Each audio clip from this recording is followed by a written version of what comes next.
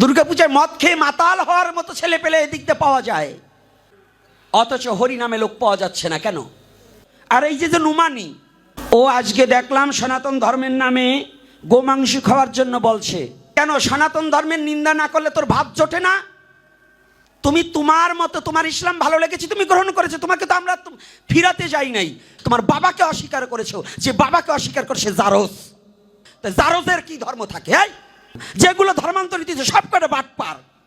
নিজের সনাতন ধর্মের জন্য নিজের জীবনকে বলিদান করতে দিতে শেখো। গায়ে এক ফোঁটা রক্ত থাকতেও সনাতনী রক্ত যার গায়ে বসে আছে, সে কখনোই সনাতনের নিন্দাকারীকে কোনোদিনও ক্ষমা করবে না। দুর্গাপূজার আসলে পরে দেখি ফরিদপুরের ছেলে পেলে রাস্তাঘাটে ঢলে পড়ে থাকে,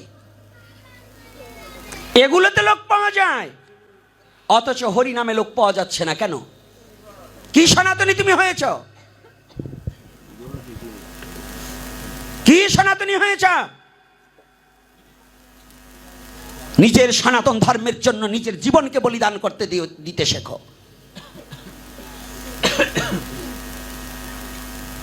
কি ভেবেছ? গায়ে এক ফোঁটা রক্ত থাকতেও সনাতনী রক্ত যার গায়ে বসে আছে, যার গায়ে বয়ে যাচ্ছে, সে কখনোই সনাতনের নিন্দাকারীকে কোনোদিনও ক্ষমা করবে না।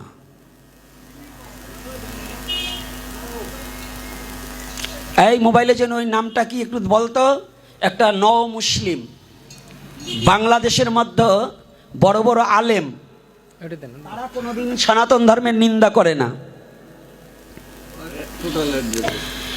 এই হিফাজতে ইসলামের অনুসারী ও বক্তা ওয়াশেক বিল্লাহ নুমানি নেত্রকোনা জেলার পূর্ব ধলা থানার মনোরঞ্জন দাসের ছেলে।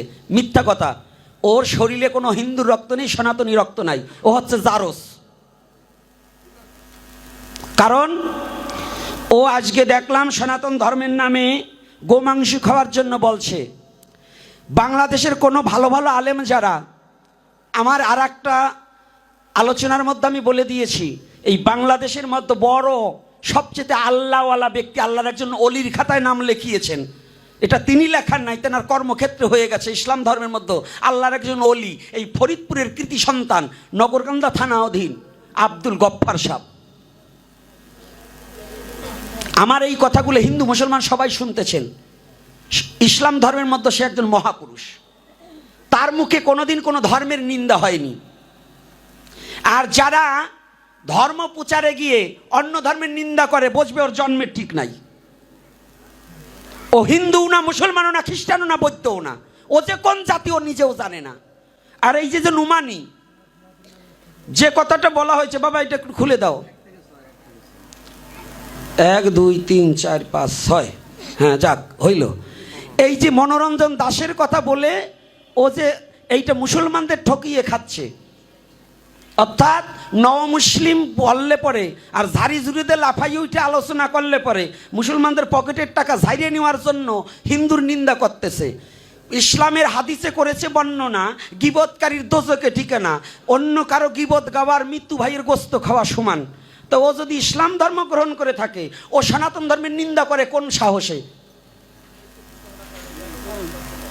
তাহলে নিশ্চয়ই ও সনাতন ধর্মও না, ও ইসলাম ধর্মেরও না, ওর জাতি আলাদা, হইল বেজাত। তাই মনে করবেন ও আমি ইউটিউবে ছেড়ে দিবে, ও যদি কবে বসবে সনাতন ধর্ম সম্বন্ধে জানবার, কবে বসবে আমি ওর সাথে বসবো। সনাতন ধর্ম সম্বন্ধে যে বাজে মন্তব্য ওর আছে, আমি বুঝলাম ও যদি মুসলমান হবে, ওর গায়ে শুয়োরের রক্ত নাই, ওর বাবা তো শুয়োরও খাইছে, ওর বাবা তো শুয়োরও খাইছে। তো শুয়োরের রক্ত যার গায়ের মধ্যে, পাঠার মাংস খাইছে ওর বাবা। সনাতন ধর্ম অবলম্বনকারীরা যারা সাধু, তারা শুয়োর পাঠা কোনোদিন খায় না। তো এই যে হাবল তাবল আলোচনা করে বড় বক্তা হইতে চাচ্ছে বাংলাদেশের মধ্যে, কেন? সনাতন ধর্মের নিন্দা না করলে তোর ভাত জোটে না? ইসলাম ধর্মের, আমাদের সনাতন ধর্ম শিক্ষা দিয়েছে কোন ধর্মের কোনো নিন্দামন্দ বলা যাবে না। আমি ওকে বলে দিতে চাই, তুমি তোমার মতো, তোমার ইসলাম ভালো লেগেছে, তুমি গ্রহণ করেছো, তোমাকে তো আমরা ফিরাতে যাই নাই। সনাতন ধর্ম সম্বন্ধে তোমার কথা বলার কোনো যোগ্যতা নাই। তোমার কোনো যোগ্যতা নেই।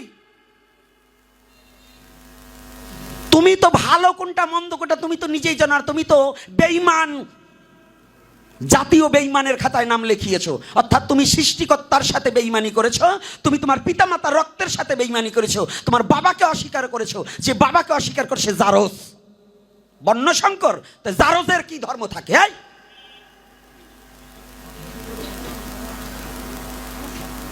আমার সনাতন ধর্ম কাউকে নিন্দা করা শিখায়নি, এটা নিন্দা করছি না, এটা প্রতিবাদ জানাচ্ছি যে আমি কোনো ইসলাম ধর্ম হোক, খ্রিস্টান ধর্ম হোক, বৌদ্ধ ধর্ম হোক, ইহুদি যৌন, আমি কোনো ধর্মকে ছোট করে দেখব না। কারণ এটা আমার সনাতন শিক্ষা দেয়নি। আমার সনাতন শিক্ষা দিয়েছে স্বধর্ম নিধনং শ্রেয় পরধর্ম ভয়াবহ। এটা আমার সনাতনের শিক্ষা। আমার সনাতনের শিক্ষা কোনো নোংরামি শিক্ষা নয়। আমার সনাতনের শিক্ষা কোনো ধর্মীয় অনুষ্ঠানে অন্য ধর্মের নিন্দা করা, এটা আমার সনাতনী শিক্ষা নয়।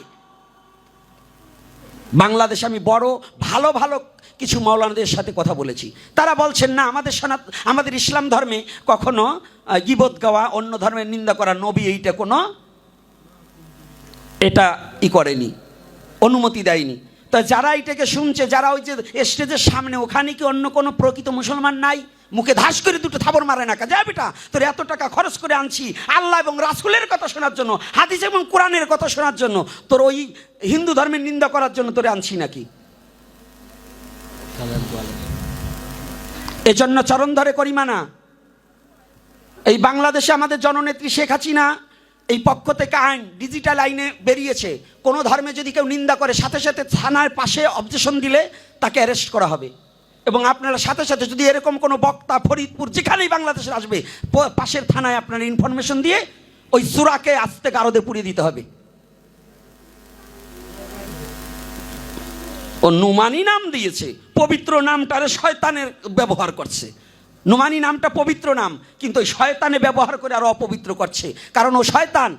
অর্থাৎ সৃষ্টিকর্তা পৃথিবীর যদি এক হয়, সৃষ্টিকর্তা পারত না আমার আলেমের ঘরে জন্ম দিতে?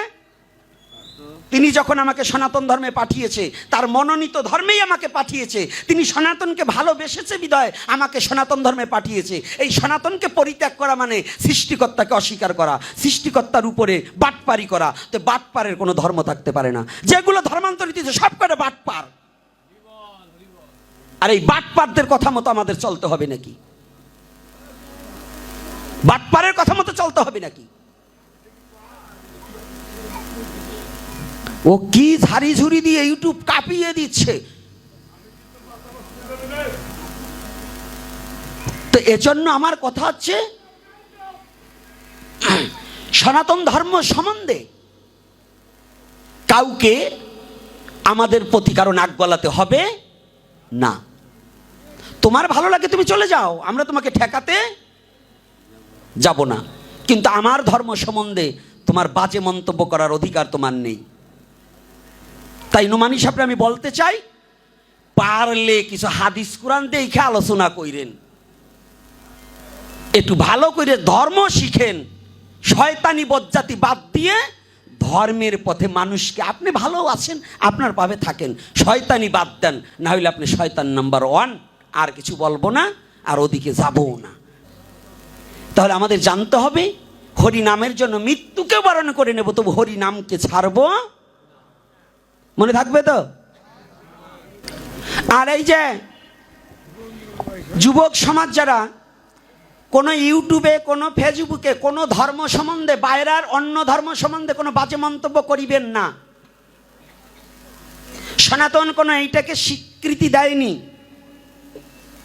আপনারা অন্য কোনো ধর্ম সম্বন্ধে কোনো রকম কোনো স্ট্যাটাস এবং কোনো বাজে মন্তব্য করে লেখালেখি করা যাবে না। এটা করবেন না, সাবধান। তাহলে আপনি ধার্মিক হবেন না। ধার্মিক হতে হলে সমস্ত ধর্মকে শ্রদ্ধা করতে হবে। ধার্মিক হতে হলে সমস্ত ধর্মের লোককে সম্মান জানাতে হবে। কাউকে আমরা ছোট করব না।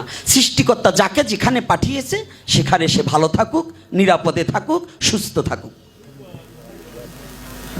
আমাদের সনাতন ধর্মের প্রার্থনা হচ্ছে পৃথিবীর সমস্ত জীব সুখে থাকুক, নাকি? রাধে রাধে। পৃথিবীর সমস্ত জীব সুখে থাকুক। আর দীর্ঘায়ু করব না। আজকে হরিদাসের ওই লীলা বলতে গেলে আরো 3 দিন আমার কেটে যাবে, আরো 3 দিনেও এই লীলাকে শেষ করতে সম্ভব না।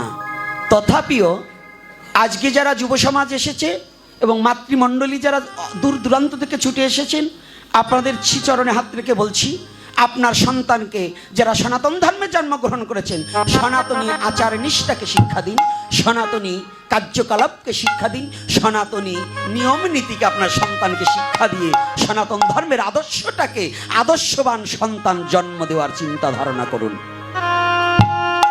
যেন আপনার সন্তান প্রকৃত একটা মানুষ হতে পারে, যেন জানোয়ার না হয়, পশুত্ব স্বভাব গ্রহণ না হয়। এজন্য আপনাদের শ্রীচরণে এই প্রার্থনা রেখে আর দীর্ঘায়ু করব না আলোচনা। আর আমার আলোচনার মধ্যে অনেক ভুল ত্রুটি এবং অনেক সমাজ এবং জাতিকে জাগাবার জন্য শুধু লীলা নয়, বাইরে থেকেও দুটো কথা বলি।